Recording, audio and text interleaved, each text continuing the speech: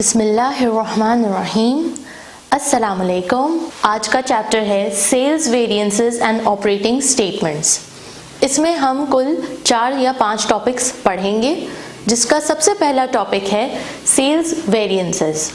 Sales variances 2 हिस्सों में divided है। There are 2 types of sales variances, selling price variance and sales volume profit variance. Sales price variance का formula क्या है? Actual units multiplied by budgeted selling price less actual units multiplied by actual selling price। दूसरा variance है हमारे पास sales volume profit variance. इसका formula क्या है? Standard profit multiply by budgeted volume minus actual volume. ये budgeted volume क्या है, ये एक्चुअल वॉल्यूम क्या है? ये नंबर ऑफ यूनिट्स हैं जो प्रोड्यूस होते हैं। हमने सोचा कि हम 10,000 यूनिट्स प्रोड्यूस करेंगे किसी भी प्रोडक्ट के, और एक्चुअल में हमने कितने प्रोड्यूस किए, 9,000 या 12,000। तो दोनों का कंपैरिजन, जो भी डिफरेंस आएगा उसको फिर हम मल्टीप्लाई कर लेंगे स्टैंडर्ड प्रॉफिट से, यानी budgeted profit per unit. Standard profit per unit से मल्टीप्लाई करके हमें कौन सा वेरिएंस पता चल जाएगा? Sales volume profit variance. All right, selling price variance इस तरह से हम क्यों निकालें? सेल्स वॉल्यूम प्रॉफिट वेरिएंस हम इस तरह से क्यों निकालें? What is the purpose? हम वेरिएंसेस सीख रहे हैं F2 में, मैनेजमेंट अकाउंटिंग में। आखिर क्यों, क्या मकसद है? ये सारे कैलकुलेशन से हमारी कंपनी को क्या फायदा होगा या क्या हासिल होगा, क्या अंडरस्टैंडिंग बनेगी हमारी? तो देखें, सेलिंग प्राइस वेरिएंस को पे पहले बात करते हैं। सेलिंग प्राइस, हमने सोचा कि मैं ये प्रोडक्ट बनाने से पहले मैंने मार्केट का सर्वे करते हुए और अपनी जितनी भी मेरी नॉलेज थी, पास्ट एक्सपीरियंस था, उन सबको जमा करके एक्सपर्ट की राय लेकर मैं इस नतीजे पर पहुंची कि मुझे ये प्रोडक्ट तकरीबन 12 रुपए का मैं बेचूंगी। ठीक है, मार्केट में कौन सा प्रोडक्ट? फर्ज करेंगे मार्कर, मैं 12 रुपए का पर मार्कर बेचूंगी मार्केट में। जब मैंने एक्चुअली ये प्रोडक्ट बनाना शुरू किया तो मुझे पता चला कि ओहो, इसकी जो कॉस्ट है वो तो 10 रुपए मुझे पड़ रही है, तो मैं 12 रुपए में अगर बेचूं तो मुझे तो सिर्फ 2 रुपए मुनाफा मिल रहा है, तो क्यों ना मैं इसको 14 रुपए का बेचूं। तो मैंने अपनी कॉस्ट के हिसाब से अपनी सेलिंग प्राइस चेंज कर दी। उस वक्त मुझे नहीं समझ आ रहा था, प्रोडक्ट बनाने से पहले मुझे लगा कि मुझे कॉस्ट 6 रुपए पड़ेगी, लेकिन अब प्रोडक्ट बनाने के बाद मुझे कॉस्ट 10 रुपए पड़ रही है, लिहाजा मैंने सेलिंग प्राइस को भी थोड़ा सा तब्दील कर दिया। तो ये जो तब्दीली आई, तो ये मैं वेरिएंस के थ्रू फाइंड आउट कर सकते हैं कि कितने की तब्दीली आई। Okay, actual units multiplied by budgeted selling price and actual units multiply by actual selling price. फर्ज करें प्रोडक्ट बनाने से पहले मैंने सोचा कि मैं इस प्रोडक्ट को बेचूंगा 12 रुपए में, और एक्चुअल में जब मैंने बेचने पर आया तो कोई भी रीजन हो सकता है कॉस्ट ज्यादा पड़ गई हो सकता है मार्केट में प्राइसेस बढ़ गई हो, सप्लायर रॉ मटेरियल्स महंगा बेच रहा हो, या लॉकडाउन की वजह से शॉर्टेज हो मार्केट में, या कोई भी रीजन हो सकता है, कोई भी रीजन हो सकता है जिसकी वजह से मेरी एक्चुअल सेलिंग प्राइस हो सकता है बढ़ के ₹15 पर आ गई हो, या ये भी हो सकता है कि मेरी एक्चुअल प्राइस घट के ₹9 पर आ गई हो। दोनों पॉसिबिलिटीज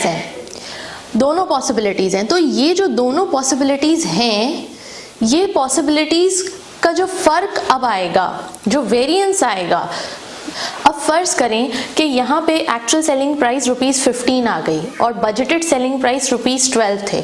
दोनों का वेरिएंस क्या आ रहा है, फर्क क्या आ रहा है? इट इज ₹3 का फर्क आ रहा है। तो ये जो फर्क आ रहा है, ये डिफरेंस आ रहा है, ये क्यों आ रहा है? और ये अगर आ रहा है तो इसका इम्पैक्ट मेरी कंपनी पे कैसा पड़ रहा है, अच्छा या बुरा? अगर तो अच्छा इम्पैक्ट पड़ रहा है, गुड है, इट्स अ गुड चेंज कि मैंने पहले 12 रुपए का बेचने का सोचा था, अब मैं 15 रुपए का बेच रहा हूं। If it's a good change, then what to do? Right favourable. And if it's not a good change, अगर ये नेगेटिव इम्पैक्ट डाल रहा है मेरी कंपनी पे, तो क्या लिखूं मैं? एडवर्स। क्या लिखूं मैं? एडवर्स। वो किस सिनेरियो में होगा? वो इस सिनेरियो में होगा जब ये 12 रुपए मैंने सोचे और एक्चुअल में मैंने 9 रुपए का बेचा। तो अब भी 3 रुपए का फर्क आ रहा है, मगर ये जो 3 रुपए का फर्क आ रहा है ये एडवर्स, ये एडवर्स। तो लिहाजा अब ये समझ आ गई बात कि फेवरेबल कब होगा, एडवर्स कब होगा। एडवर्स तब होगा जब नेगेटिव इम्पैक्ट आ रहा है वेरिएंस का कंपनी पे, और फेवरेबल तब होगा जब पॉजिटिव इम्पैक्ट आ रहा है कंपनी पे। अच्छा जी, पता कैसे चले कि पॉजिटिव इम्पैक्ट है या नेगेटिव इम्पैक्ट है? तो आप जिस चीज़ का वेरिएंस निकाल रहे हैं ये वही चीज़ आपको बताएगी कि ये पॉजिटिव है या नेगेटिव है। अब सेलिंग प्राइस है, मैंने सोचा 12 रुपए का बेचूंगी ये मार्केट में, मगर एक्चुअल में 15 रुपए का बेच रही हूँ, तो इट्स गुड न्यूज़ ओनली ना, मेरा रेवेन्यू बढ़ रहा है, रेवेन्यू बढ़ रहा है, मेरी सेल्स रेवेन्यू ज़्यादा होगी। सेल्स रेवेन्यू ज़्यादा होगी तो there are highly likely chances कि हमारे प्रॉफिट भी ज़्यादा होगा, प्रॉफिट मार्जिन भी ज़्यादा होगा। तो सेल्स प्राइस बढ़ने से मेरा फ़ायदा है, कंपनी को फ़ायदा है, तो लिहाजा फेवरेबल।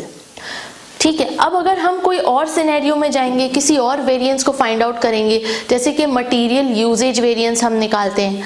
मटेरियल यूजेज वेरिएंस में क्या होता है कि मटेरियल कितना इस्तेमाल हो रहा है। अगर मैंने सोचा कि इस यूनिट में इस प्रोडक्ट को बनाने के लिए 2 kgs ऑफ मटेरियल लग रहा है और एक्चुअल में 3 kgs लग गया, तो वेरिएंस कितना आया, डिफरेंस कितना आया? 1 kg का। लेकिन क्या ये 1 kg का जो डिफरेंस आ रहा है फायदेमंद है या नुकसान है? नुकसान है, क्योंकि अगर मैं ज़्यादा मटेरियल यूज़ कर रही हूँ इस प्रोडक्ट को बनाने के लिए तो मेरी कॉस्ट भी ज़्यादा आएगी। तो ये एक तरह से नुकसान है कंपनी को, नेगेटिव इम्पैक्ट है, क्योंकि कॉस्ट मेरी जितनी बढ़ेगी मेरा प्रॉफिट मार्जिन सुकड़ता जाएगा, तो लिहाजा वो नुकसान है, उसको हम एडवर्स में लेंगे। तो आप कौन सा वेरिएंस निकाल रहे हैं ये तय करेगा कि आपका वेरिएंस फेवरेबल कहलाएगा या एडवर्स कहलाएगा। वो बढ़ रहा है, घट रहा है, और क्या वो सेलिंग प्राइस है, मटेरियल यूजेज है, लेबर आवर्स है, लेबर एफिशिएंसी है, कैपेसिटी, वॉल्यूम कैपेसिटी है, वो सारी बातें आपको कॉमन सेंस यूज करके आपको पता करनी है कि भाई मेरे कंपनी में नेगेटिव इम्पैक्ट है या पॉजिटिव इम्पैक्ट है। अब आइए इस पर बात करते हैं कि भाई ये मैंने वेरिएंस निकाल लिया और फेवरेबल एडवर्स किस किस वक्त है वो तो पता चल गया, लेकिन वेरिएंस इतनी कैलकुलेशन करके हमें फ़ायदा क्या? फ़ायदा ये कि जब आप कैलकुलेट करोगे, वेरिएंस एक तरह का डायग्नोसिस है। आपने डायग्नोस किया कि फ़र्क आ रहा है या नहीं आ रहा, जो आपने सोचा, जो आपने ख्वाब देखा, जो आपने प्लानिंग की, उस प्लानिंग के बरअक्स एक्चुअल इम्प्लीमेंटेशन क्या वैसे ही हूबहू हुई या नहीं। अगर फर्क है तो ये आपको डायग्नोस करके बताएगा कि ये फर्क आ गया है। अब ये फर्क ज्यादा है, कम है, ये आप देखोगे अपनी जजमेंट में, अपने बेस्ट ऑफ नॉलेज यूज करते हुए कि ये फर्क कम है या ज्यादा है। और अगर कम है तो क्यों कम है, ज्यादा है तो क्यों ज्यादा है, इसके बिहाइंड फैक्टर्स कौन कौन से हैं कि जिसके वजह से ये वेरिएंस अराइज हुआ। What are the factors responsible for it? यानी कि डायग्नोसिस के बाद investigation, you are going to investigate what are the factors which are responsible for this difference. Once you identify the factor, once the factors are identified, then what's going to happen? The next step would be solution. Can you solve the problem? Can you reduce the variance? Next time के लिए आप क्या चीज़ें बेहतर कर सकते हैं, improve कर सकते हैं। अगर आपकी मटेरियल की कॉस्ट ज़्यादा आ गई है इस दफ़ा, तो क्या हम सप्लायर को चेंज कर लें? नहीं। या हम क्या करें, क्या ये प्रोडक्ट की नौयत ऐसे हो गई, all over the world prices increase हुई हैं, इन्फ्लेशन हो रहा है, या फिर लॉकडाउन के आफ्टर इफेक्ट्स आ रहे हैं, कोविड-19 के आफ्टर इफेक्ट्स आ रहे हैं, क्या सिनेरियो है। तो जब आप फैक्टर तक पहुंच जाएंगे कि कौन सी चीज़ रिस्पॉन्सिबल है इस डिफरेंस के लिए, तो आप उसको सॉल्व करेंगे, सोल्यूशन की तरफ मूव ऑन करेंगे, उसका इलाज करेंगे, ट्रीटमेंट की तरफ मूव ऑन करेंगे, कि ताकि नेक्स्ट टाइम मेरी कंपनी के लिए कॉस्ट ज़्यादा ना आए, ताकि नेक्स्ट टाइम ये जो सेलिंग प्राइस मेरी गिरी है, क्यों गिरी है, मैं ऐसा क्या अपने प्रोडक्ट में नया लॉन्च करूँ कि मेरी सेलिंग प्राइस फिर इंक्रीज हो मार्केट में, और मैं 1 यूनिट बेचूँ तो मेरा प्रॉफिट मार्जिन बढ़ जाए। तो फिर आप उस हिसाब से डिसीजंस लोगे। इन्वेस्टिगेशन के बाद, फैक्टर आइडेंटिफाई करने के बाद उस हिसाब से डिसीजन मेकिंग आपकी होगी, आपकी कंपनी की। ऑल राइट, तो यहाँ पे हमने सेलिंग प्राइस वेरिएंस को समझ लिया। अब हम मूव ऑन करेंगे सेल्स वॉल्यूम प्रॉफिट वेरिएंस। इसके नाम से ही पता चल रहा है कि किसकी बात हो रही है, सेल्स वॉल्यूम। वॉल्यूम यानी क्वांटिटी, क्वांटिटी कितना आप बेचो, क्वांटिटी में क्या फर्क आया। आपने सोचा 10,000 यूनिट्स बेचूंगा, एक्चुअल में 15,000 बेच दिए। आपने सोचा था 10,000 यूनिट्स बेचूंगा, एक्चुअल में सिर्फ 5,000 बिके। तो ये जो फर्क आ रहा है ये क्यों आ रहा है, और ये फर्क को फिर आप किससे मल्टीप्लाई करोगे, budgeted volume minus actual volume को फर्क को किससे मल्टीप्लाई करोगे, स्टैंडर्ड प्रॉफिट पर यूनिट से। अब आप पूछोगे मुझसे कि मैम ईशा ये स्टैंडर्ड प्रॉफिट से क्यों मल्टीप्लाई हो रहा है, व्हाई भाई इसको हम सेल्स प्राइस से क्यों नहीं मल्टीप्लाई कर लेते, सेलिंग प्राइस से मल्टीप्लाई कर लें, क्योंकि यहाँ नाम तो यही बता रहे सेल्स वॉल्यूम प्रॉफिट वेरिएंस, मगर no no no no no no, selling price से आप मल्टीप्लाई नहीं करोगे, नाम पढ़ोगे। नाम में क्या बता रहे, सेल्स वॉल्यूम, वॉल्यूम का निकाला हमने budget minus actual multiply by profit, profit per unit, तो स्टैंडर्ड प्रॉफिट पर यूनिट आपने इधर लिख दिया। तो फॉर्मूला रटने की जरूरत नहीं, आपने नाम से ही इस फॉर्मूला को डिराइव कर लिया। Now standard profit per unit को जब हम इससे मल्टीप्लाई करेंगे तो सवाल मेरा ये है कि यहाँ पर प्रॉफिट क्यों लगाया गया है, व्हाई नॉट सेलिंग प्राइस। यहाँ पे हम सेलिंग प्राइस से भी तो मल्टीप्लाई करके देख सकते थे कि बजटेड वॉल्यूम या एक्चुअल वॉल्यूम, तो जवाब है नहीं। क्यों नहीं, क्योंकि again you have to keep in your mind कि वेरिएंसेस कैलकुलेट करने का मकसद क्या है, what is the purpose behind it. हम ये इतनी कैलकुलेशन, इतनी ख्वारी, इतने सारे फॉर्मूलाज क्यों सीख रहे हैं, क्यों लर्न कर रहे हैं, इसलिए ताकि हम डायग्नोस कर सकें कि गड़बड़ कहाँ हुई हमारे प्लान में और हमारे एक्चुअल इम्प्लीमेंटेशन में। गड़बड़ कहाँ हुई, उस गड़बड़ को पकड़ सकें, इन्वेस्टिगेट कर सकें और फिर नेक्स्ट टाइम के लिए उस हिसाब से डिसीजंस ले सकें और इम्प्रूव कर सकें अपनी कंपनी के परफॉर्मेंस को, कंपनी के प्रॉफिट्स को बेहतर अंदाज से अपने ऑब्जेक्टिव्स को अचीव कर सकें। तो यहाँ पे प्रॉफिट इसलिए डाला जा रहा है क्योंकि सेल्स वॉल्यूम से पता क्या लगाना है हमने, जब हम फर्क पता लगाएंगे, फॉर एग्जाम्पल बजटेड वॉल्यूम हमने सोचा 10,000 यूनिट्स बनाते हैं, एक्चुअल में 8,000 यूनिट्स बन गए, कितने का फर्क आया, 2,000 यूनिट्स का। अब ये जो 2,000 यूनिट्स का फर्क आया है, इसका इम्पैक्ट कंपनी पे क्या पड़ रहा है। मैंने सोचा था मैं 10,000 प्रोडक्ट्स बेचूंगा मार्केट में, ठीक है, 10,000 बेचता तो अगर फर्ज करें इसकी सेलिंग प्राइस लेते हैं पर यूनिट की $10 ले लेते हैं, ठीक है।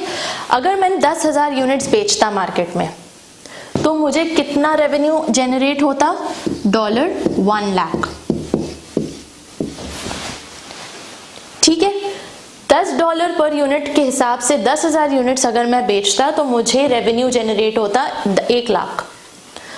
अब एक्चुअल में हुआ क्या, ये मेरा प्लान था, एक्चुअल में क्या हुआ, सिर्फ 8,000 यूनिट्स बिके, यानी मेरा रेवेन्यू कितना जनरेट हुआ,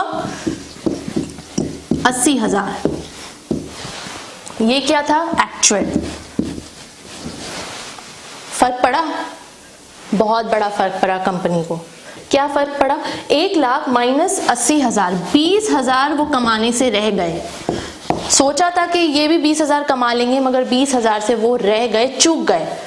तो अब तो पता लगाना लाजमी है कि क्यों चुके, क्यों ये डिफरेंस आ गया।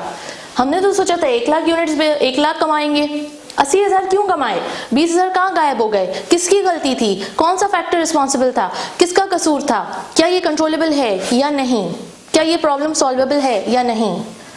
तो अब ये जो प्लान और एक्चुअल में डिफरेंस आया, ये हमें किससे पता चल गया, सेलिंग प्राइस से।